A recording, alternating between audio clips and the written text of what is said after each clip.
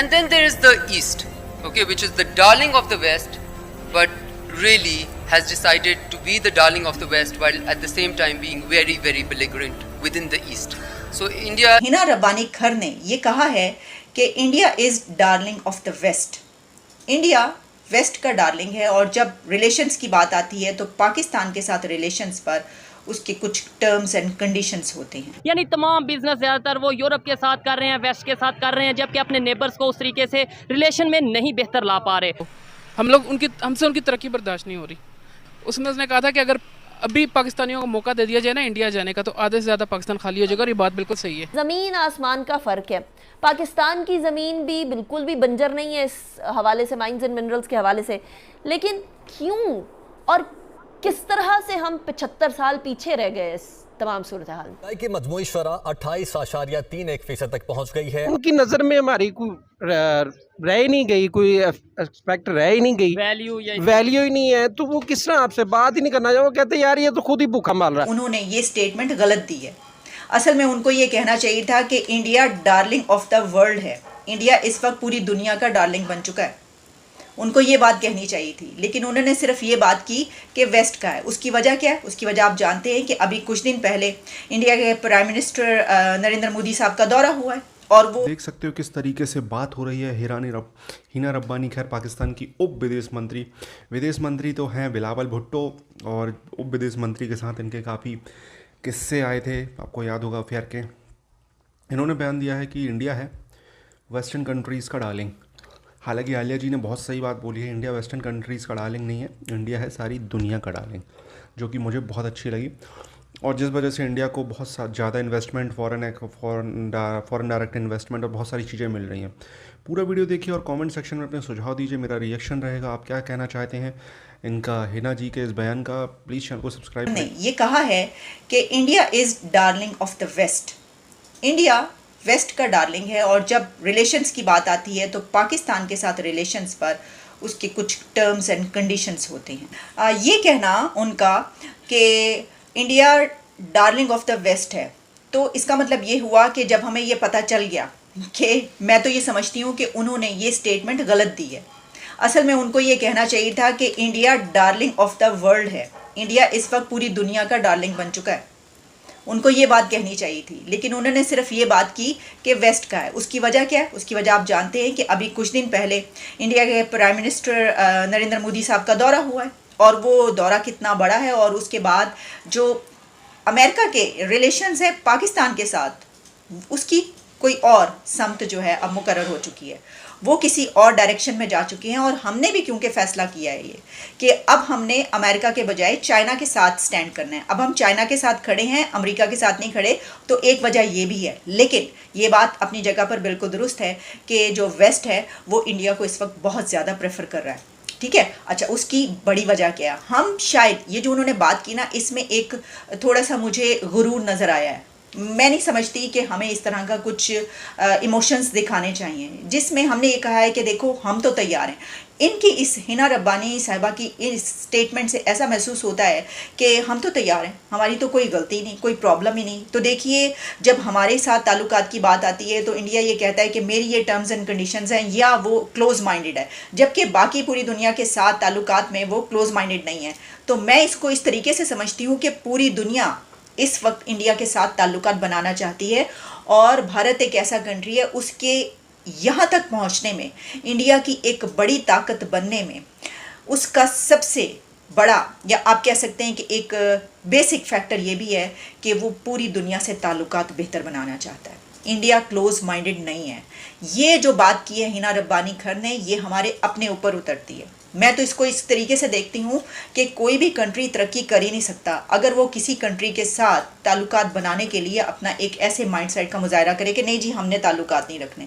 तो मसला ये है कि जब हम इस डिबेट में आते हैं तो हमारी ये बात किस हद तक दुरुस्त साबित बैठती है। पता चल रहा है, जाहिर है कि वो अपने कंट्री को ही रिप्रेजेंट कर रही है, लेकिन इस रिप्रेजेंटेशन में थोड़ा सा सच भी शामिल कर लेना चाहिए। अगर तो हमने खुद हाथ बढ़ाया होता ताल्लुकात का और हमने ट्रेड भी स्टार्ट करने की कोशिश की होती, लेकिन हमने तो ऐसा कभी कुछ किया नहीं, तो फिर आप ये बात कैसे कह सकती हैं कि ये जो माइंडसेट है, क्लोज माइंडसेट की आप बात करें, तो ये तो हमारी तरफ से नज़र आता है। यानी हम तो कहते हैं मरते मर जाएंगे, आवाम भूख को मर जाए, आवाम जो है वो बेचारे को खाने को कुछ ना मिले, लेकिन हम ये कहेंगे कि पहले टमाटर जो है वो दुबई जाएगा और दुबई से होकर जो है वो यहाँ पर आएगा इंडिया से। यानी साथ ही दस्ती के दस्ती हाथ के हाथ हम अपना बॉर्डर नहीं खोलते और हम तिजारत करने को तैयार नहीं होते, हम तो ट्रेड के ऊपर तैयार नहीं हैं। तो जब हमारी तरफ से क्या इस तरह की कोई डेवलपमेंट हुई है कभी? तो हमने कोई कोशिश की या नहीं की? और इंडिया की तरफ से कॉन्फ्लिक्ट के पीसफुल रेजोल्यूशन की कोशिश की गई या नहीं की गई, इस पर बात करने के लिए पहले प्राइम मिनिस्टर शहबाज शरीफ की स्टेटमेंट देखे लेते। शहबाज शरीफ साहब ने ये जो कहा कि जंगे मसाइल का हल नहीं है, तो मैं 110% उनके इस पॉइंट से एग्री करती हूँ। जंगे मसाइल का हल नहीं है, और 3 नहीं 4 जंगे हुई दोनों कंट्रीज़ के बीच। तो ये जो जंगे हुई, इससे हमारे किसी भी मसले का हल नहीं निकल सका, ये हम जानते हैं। अच्छा, इससे पहले भी शहबाज शरीफ ये बात कर चुके हैं, कुछ दिन पहले भी। एक तो ये कि चलें कोई प्राइम मिनिस्टर खुल के ये बात कर रहा है, लेकिन क्या ये सिर्फ ज़ुबानी जमा खर्च है, या कोई हम समझते हैं कि कोई प्रैक्टिकल एक्शन भी इस सिलसिले में लिया जाएगा? इसकी वजह क्या है? देखिए, जो हमारा पास्ट है, जो हिस्ट्री है पाकिस्तान की, वो ये बताती है कि ज़ुबानी जमा खर्च बहुत ज़्यादा होता रहा है। इसकी वजह ये है कि अगर आप प्रैक्टिकल एक्शंस की बात करें तो वो तो हमारे हमसाया मुल्क की तरफ से नज़र आते हैं। देखिए ना, जब हम पीसफुल रेजोल्यूशन की बात करते हैं किसी कॉन्फ्लिक्ट के, तो उसमें क्या किया जाता है? एंगेजमेंट। तो एंगेजमेंट में सबसे पहले जो बात आती है वो तो है ट्रेड। ज़मीन आसमान का फ़र्क है। पाकिस्तान की ज़मीन भी बिल्कुल भी बंजर नहीं है इस हवाले से, माइंस एंड मिनरल्स के हवाले से, लेकिन क्यों और किस तरह से हम 75 साल पीछे रह गए इस तमाम सूरत हाल में? इसके एक मैं थोड़ी सी छोटी सी ब्रीफ आपको दे दूं कि पाकिस्तान का जितना भी पहाड़ी इलाका है, शुमाली इलाका जात JNEGB गिलगित बल्तिस्तान, जो पूरा एक 75,000 स्क्वायर किलोमीटर एरिया पे मुहित है, उसके बाद KP आता है, उसके बाद हमारा एक्स ट्राइबल बेल्ट आता है, उसके बाद फिर बलूचिस्तान। तो इसमें मिनरल पोटेंशियल की अगर बात करें तो सबसे पहले तो ये मैं अर्ज़ करूँ कि सारी दुनिया में, पूरे ग्लोब में एक मिनरल के लिए एक मखसूस जियोलॉजिकल एनवायरनमेंट होता है, यानी एक मिनरल एक मखसूस। तो ये वीडियो यहाँ पर होता है समाप्त। आपने देखा किस तरीके से बात हो रही थी कि इंडिया डार्लिंग है वेस्ट का, बट आलिया जी ने जो एक बयान दिया कि इंडिया डार्लिंग है वर्ल्ड का, वर्ल्ड, मैं बहुत कंफ्यूज होता हूँ इन 2 शब्दों में, वर्ल्ड का। तो वर्ल्ड का इंडिया डार्लिंग है, तो आप समझ सकते हो किस तरीके से बात हो रही है। और मैं एक बात बताना चाहता हूँ, अभी 2-3 दिन पहले की खबर है, मतलब 2 दिन पहले की खबर है कि इंडिया के अथॉरिटीज़ ने बोला है कि जो एप्पल के मोबाइल इंडिया में बन रहे हैं, इनको कॉपी करना शुरू करो। तो मतलब भारत वही प्लान पे है चाइना के प्लान में, जो कि अच्छी बात है। चाइना में आज से 20-30 साल पहले जब वहाँ पे मोबाइल मैन्युफैक्चरिंग कंपनी पहुँची, तो चाइना ने क्या किया, धीरे धीरे खुद का सेटअप जमाना शुरू कर दिया। मतलब चाइनीज़ मोबाइल आज रूल कर रहे हैं दुनिया में। आपको पता है, भले आईफोन है, वो बाप होता है, बट फिर भी जो सबसे ज़्यादा दुनिया में मोबाइल बिकते हैं वो चाइनीज़ फ़ोन बिकते हैं। आपको भी पता है, शाओमी और वन प्लस और अरे यार क्या बताऊँ, सारी कंपनी तो चाइनीज़ में। इवन जो मैं मोबाइल यूज़ कर रहा हूँ सैमसंग का, ये मेड इन चाइना है, बट अब made in India obviously market में आ चुका है, क्योंकि सैमसंग का सबसे बड़ा जो मैन्युफैक्चरिंग और जो भी है वो नोएडा के पास खुल चुकी है। तो आप समझ सकते हो दोस्तों कि किस तरीके से बात हो रही है। भारत के प्रधानमंत्री मोदी जी को किस तरीके से वेस्टर्न कंट्रीज़ में एक सम्मान मिलता है। अभी आपने देखा फ्रांस में किस तरीके से वहाँ का सबसे बड़ा उनको अवार्ड दिया गया, साथ ही साथ पहली बार किसी साउथ एशियन कंट्री से किसी को बुलाया गया।